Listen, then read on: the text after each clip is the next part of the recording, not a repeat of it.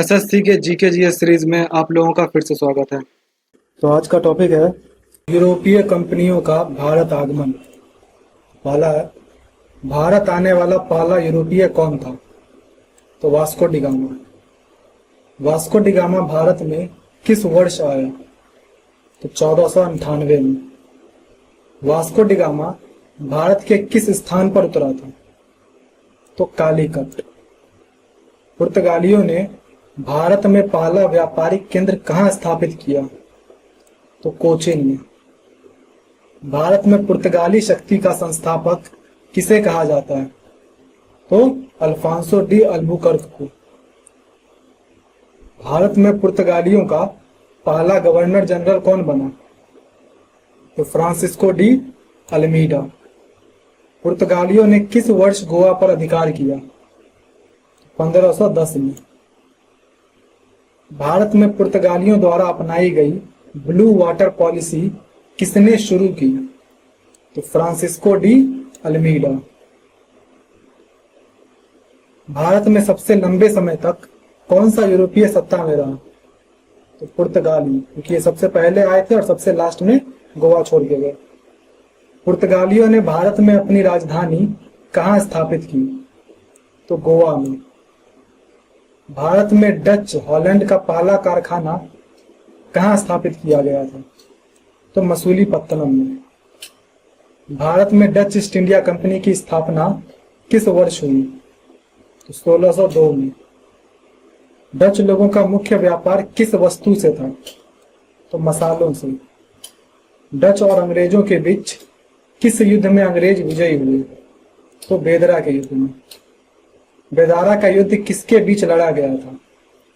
तो अंग्रेज और डचों के बीच। डचों का मुख्य आधार भारत में कहाँ था? तो नागपट्टनम।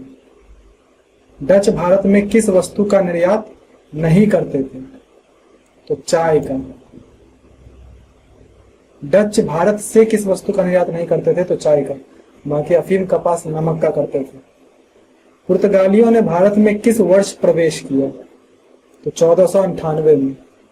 पुर्तगालियों ने भारत में सबसे अंत तक किस क्षेत्र पर शासन किया? तो गोवा पर। भारत से पुर्तगालियों का शासन किस वर्ष समाप्त हुआ? तो 1961 में। वास्को डी गामा भारत आने के लिए किस मार्ग से आया था? तो अफ्रीका के केप ऑफ गुड होप से। पुर्तगालियों का मुख्य व्यापार किससे संबंधित था? तो मसाले से। पुर्तगालियों ने दमन और दीव पर कब कब्जा किया? तो 1535 में। डचों ने भारत में पहली बार किस शासक से व्यापार की अनुमति ली थी? तो गोलकुंडा के सुल्तान से। भारत में डचों की शक्ति का अंत किसके कारण हुआ? तो अंग्रेजों की विजय के कारण। ईस्ट इंडिया कंपनी की स्थापना किस वर्ष हुई थी? तो 1600 ईस्वी में। ईस्ट इंडिया कंपनी की स्थापना किसके शासनकाल में हुई थी? तो एलिजाबेथ प्रथम। ईस्ट इंडिया कंपनी को चार्टर किसने प्रदान किया था? तो एलिजाबेथ प्रथम ने। भारत में अंग्रेजों का पहला कारखाना कहाँ स्थापित हुआ था? तो मछलीपट्टनम में। सूरत में अंग्रेजों की पहली फैक्ट्री किस वर्ष स्थापित की गई? तो 1612 में। अंग्रेजों ने सूरत में फैक्ट्री स्थापित करने की अनुमति किससे प्राप्त की? तो जहांगीर से। अंग्रेजों और पुर्तगालियों के बीच स्वाली की लड़ाई कब हुई? तो 1612 में। स्वाली की लड़ाई में अंग्रेजों का नेतृत्व किसने किया? तो थॉमस बेस्ट ने। अंग्रेजों ने भारत में पहला किला कहाँ बनाया? तो मद्रास में। अंग्रेजों ने मद्रास में जो किला बनाया उसका नाम क्या था? तो फोर्ट सेंट जॉर्ज। अंग्रेजों को सूरत में स्थायी व्यापार की अनुमति किस मुगल शासक ने दी? तो जहांगीर ने। अंग्रेजों ने बंबई किस वर्ष पुर्तगालियों से प्राप्त किया? तो 1661 में। बंबई अंग्रेजों को किसके विवाह उपहार के रूप में मिला? तो चार्ल्स द्वितीय और कैथरीन ऑफ ब्रिगेंजा। क्योंकि इसको चार्ल्स द्वितीय को जो है दहेज में मिला था बम्बई। बंबई अंग्रेजों ने किस कंपनी को पट्टे पर दिया? तो ईस्ट इंडिया कंपनी को। बंगाल में अंग्रेजों की पहली फैक्ट्री कहाँ स्थापित की गई? तो हुगली में। कलकत्ता शहर की स्थापना किसने की थी? तो जॉब चार्नॉक ने। अंग्रेजों ने कलकत्ता में कौन सा किला बनाया? तो फोर्ट विलियम।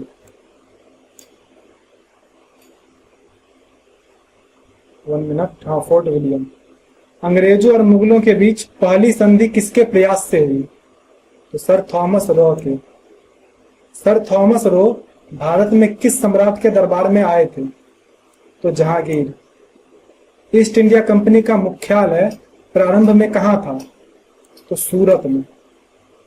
अंग्रेजों का भारत में पहला कारखाना किसने स्थापित किया?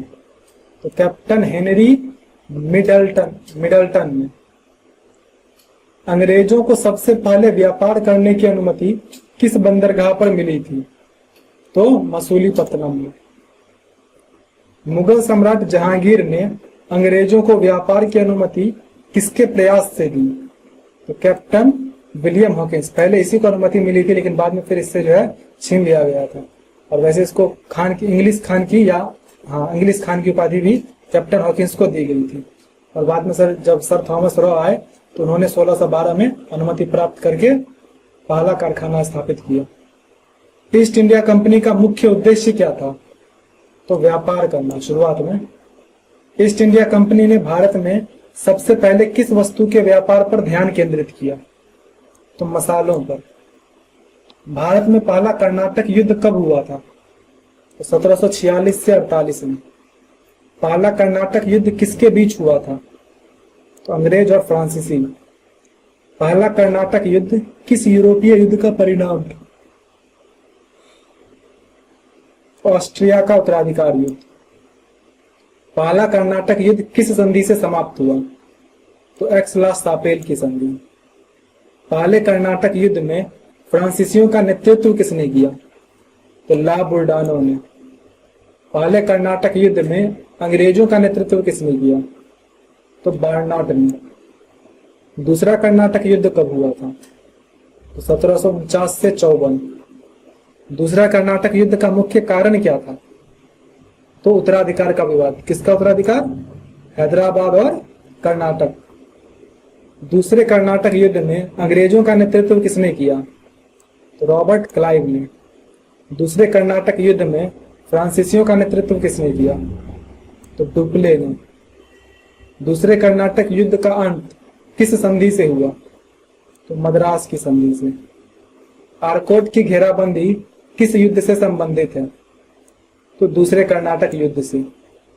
आरकाट की घेरेबंदी में अंग्रेजों का नेतृत्व किसने किया? तो रॉबर्ट क्लाइव ने। तीसरा कर्नाटक युद्ध कब हुआ था? 1756 से 63। तीसरे कर्नाटक युद्ध किस यूरोपीय युद्ध से संबंधित था? तो सप्तवर्षीय युद्ध। तीसरे कर्नाटक युद्ध में फ्रांसीसियों का नेतृत्व किसने किया? तो काउंट डी लाली ने। तीसरे कर्नाटक युद्ध में अंग्रेजों का नेतृत्व किसने किया? तो सर आयरकूट ने। वांडीवाश का युद्ध कब हुआ था? 1760 में। वांडीवाश के युद्ध में किसकी हार हुई?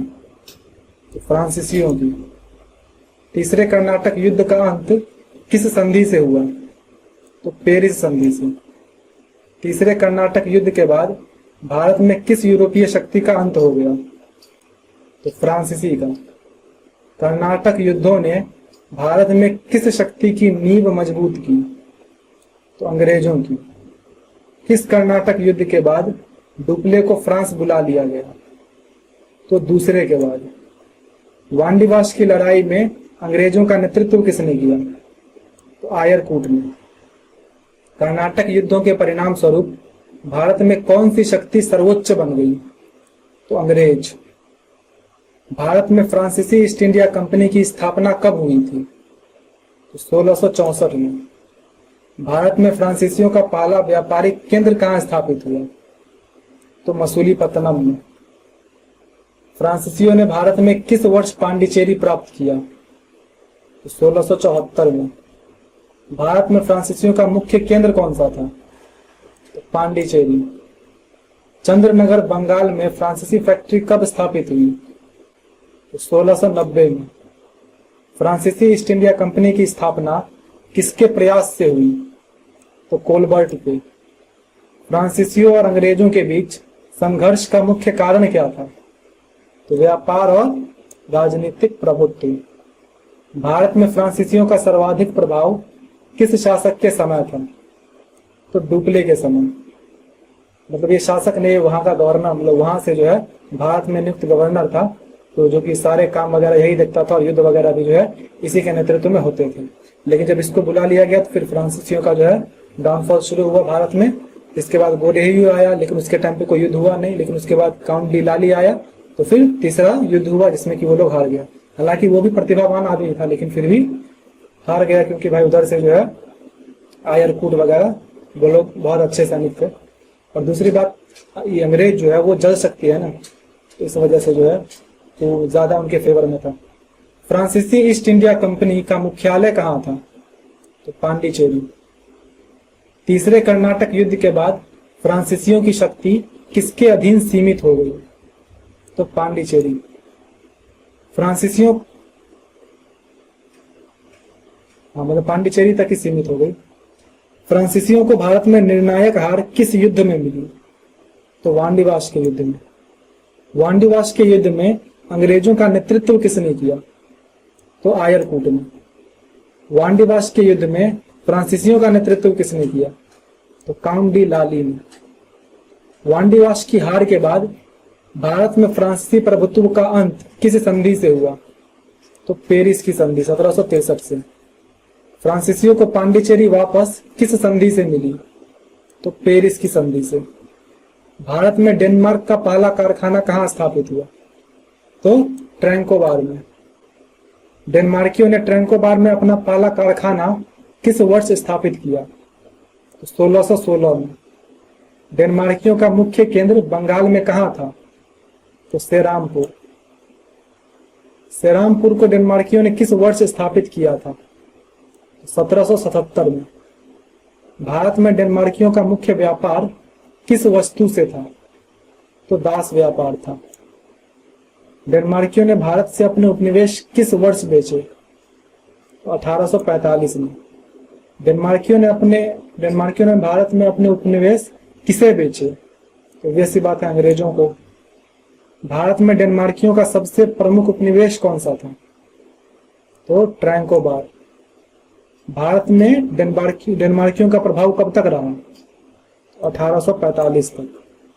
फ्रांसीसी और डेनमार्कियों के पतन के बाद भारत में कौन सी शक्ति प्रमुख रही? तो अंग्रेज। इस तरह से तुम्हारा ये भी खत्म होता है। आपका जो भी स्कोर हुआ कमेंट कर दीजिए एंड मिलते हैं नेक्स्ट वीडियो में।